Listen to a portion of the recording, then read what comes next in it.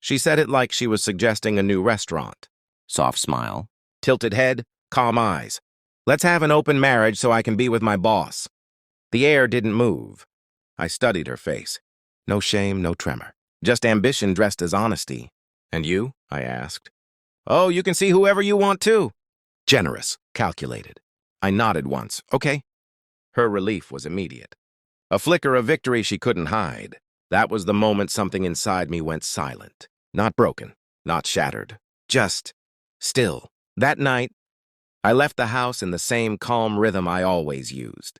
She didn't ask where I was going. She assumed she already knew the outcome. She thought she had negotiated freedom. She didn't realize she had signed a confession. Her boss, married, wealthy, older, the type of man who believes promotions are foreplay. I had seen the messages weeks earlier. Not by accident. Patterns expose themselves when you stop trusting and start observing. Late-night project updates, private lunches. A new perfume she claimed was on sale. She wasn't subtle. She was confident. Confidence makes people careless.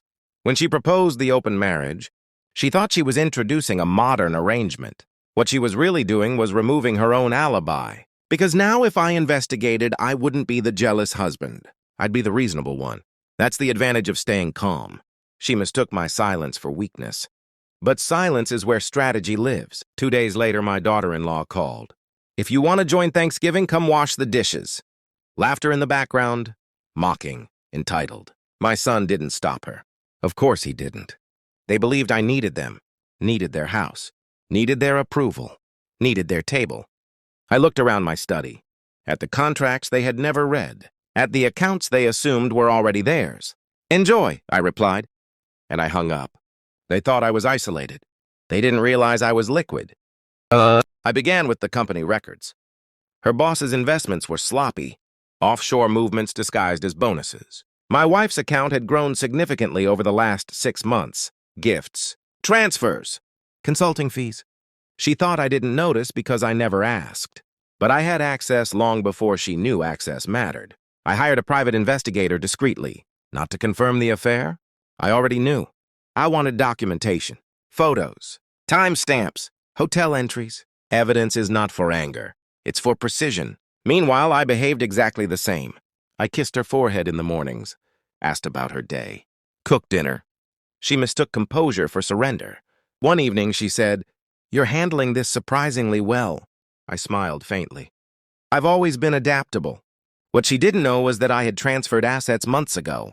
The villa in Switzerland? Purchased under a holding company 2 years back. A quiet retirement plan.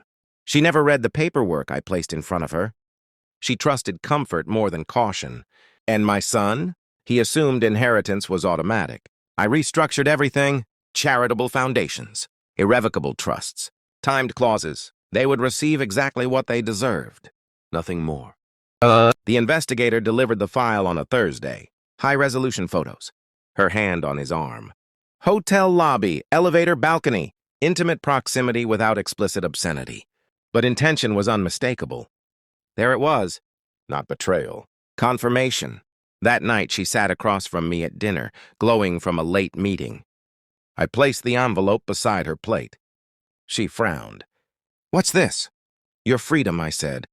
She opened it slowly. The color drained from her face as each image surfaced. Her fingers trembled. "This isn't what you think." "It's exactly what I think." Silence. She looked smaller. Not ashamed, exposed. "I told you I wanted openness," she whispered. And I agreed. She looked up, confused. "I just didn't tell you," I continued, "that I was already prepared for it." I slid another document forward. Property deeds, revised financial structures, my departure plan. Her name wasn't on anything substantial anymore. Legally executed months ago. "You can be with your boss," I said calmly. "But you won't be funded by me." Her breathing changed. Panic finally. The next morning, I boarded a flight. First class, one way. Before takeoff, I sent a single message to the family group chat. A photo of the Swiss villa. Glass walls, snow-covered mountains, sunlight reflecting off still water. No caption. Within an hour, my phone began vibrating. My daughter-in-law first. "Is this real?" Then my son. "Dad, why didn't you tell us?" Then her. 30 calls, 40. 71 by the time I landed. I answered none. Instead, I posted a final message. Assets redistributed. Estate closed. I wish you all the lives you negotiated for yourselves. Her boss never called. Men like him don't rescue liabilities. By evening, she sent one final text. You've ruined everything. No, I corrected everything. Switzerland is quiet in winter. The kind of quiet that doesn't ask questions. I walk the balcony at dawn now. Coffee in hand, no noise. No manipulation disguised as honesty. I think about that smile she wore when she proposed her arrangement. How certain she was that she controlled the board. What she never understood is that I had already left emotionally long before she asked. The open marriage didn't break us. Her greed did. My son will learn something from this. Inheritance is not entitlement, and loyalty is not negotiable. Sometimes revenge isn't loud. It's logistical.